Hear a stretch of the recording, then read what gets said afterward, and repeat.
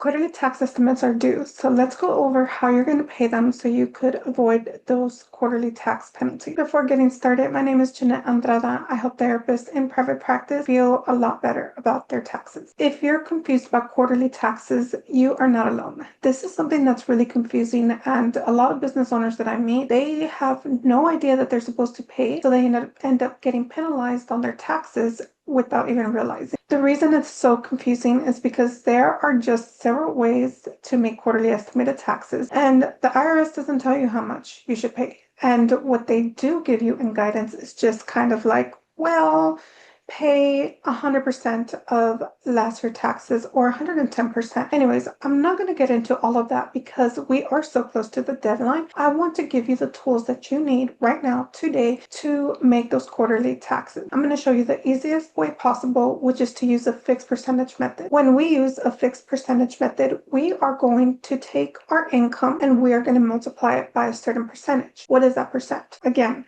IRS doesn't give us this guideline, so a good practice is to save 25 to 30% of your net income. Ideally, you will want to be doing this every month or every time you get paid, whatever is easiest for you. You will want to be setting this money aside, so by the time quarterly taxes are due, then you already have the funds to pay that. Well, right now is August 27, 2025, and your taxes are due September 15th. So if you haven't prepared for this, let's prepare for this now. What's the number one thing that I'm going to recommend? The number one thing is your bookkeeping. Your bookkeeping has to be done. And if it's not done yet, then it's completely okay. We still have time to catch up on our bookkeeping to make sure that we know how much we want to pay. The reason your bookkeeping is important is because if you are taking a percentage off of your gross income, which is the income that comes into your bank account, you are paying a lot more than you would if you wait until we take out your tax deductions. Remember, when you file your tax returns, you're not going to file it based off of the income that came into your bank account or the bank income that you earned. You're not a W-2 employee. You're self-employed, which means that you are allowed to take business tax deductions. When we take our income minus our deductions, the leftover is going to be what you pay taxes on. If you are doing 25 to 30% off of 100,000, that's a lot more than if you were to pay 25 to 35% off of 56,000. So as you can see, it makes a really big difference. Your cash flow is not going to hurt as much. I'm going to move over here to my spreadsheet. You don't have to use this spreadsheet, although it is available for you in my store, but this is how I would go about it. When you have your bookkeeping, you want to go in and make sure that you're adding all of your income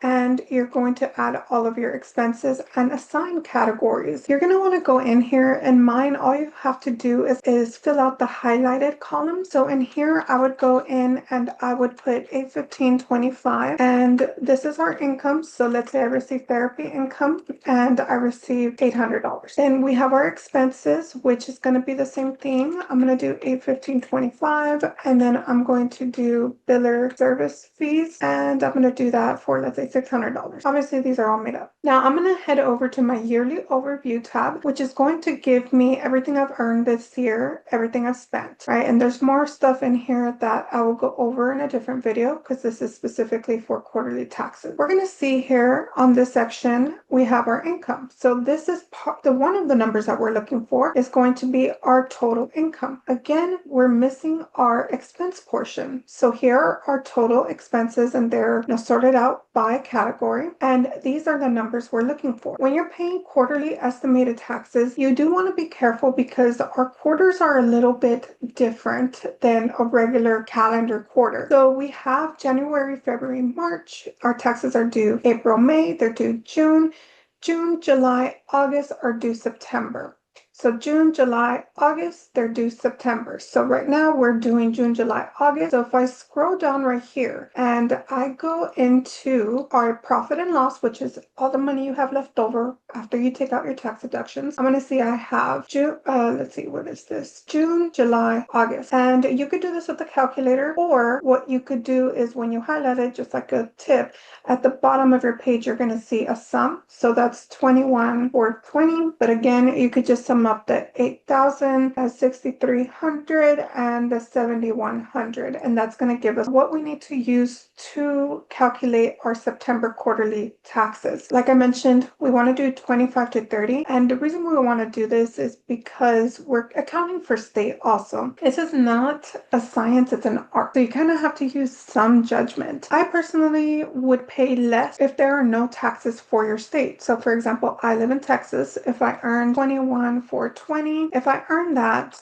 and I don't live in a tax state, so then I would be paying 20%. So I'm going to pay for this quarter 42.84. If I lived in a medium income tax state, such as like, let's say Indiana, I'm going to do 21. I'm going to put this back on my screen, 21,420. And I'm going to do 5% for a medium income tax bracket or income tax amount. So that's 1071. And then I'm going to also do the 20%. So I ended up withholding 25%, but it's just going to be split up between our state and our federal. Now, if I lived in somewhere like New York, I would do something more like 20 and 10, something like California, like New York, especially New York and New Jersey, then I would definitely withhold 8 to 9% for those states. So again, as you can see, you do need to have some type of bookkeeping system in place. If you don't, then get it done, but don't stress out over it. The important thing is that you do pay those quarterly estimated taxes. Their interest rate, I believe, is about 7% right now. So anyways, make sure you are making those quarterly taxes. This next one is due September 15th. If you don't feel prepared yet and you don't have a bookkeeping system, go into the description down below. I also have a free workflow that you could use with any type of spreadsheet or QuickBooks or, accounting system, and it will give you a workflow for you to follow every month so you know that you're doing everything correctly with your bookkeeping. Well, you've got this. I believe in you. If you need extra help, schedule a call with me and I will tell you exactly what I could do to make your life a lot easier.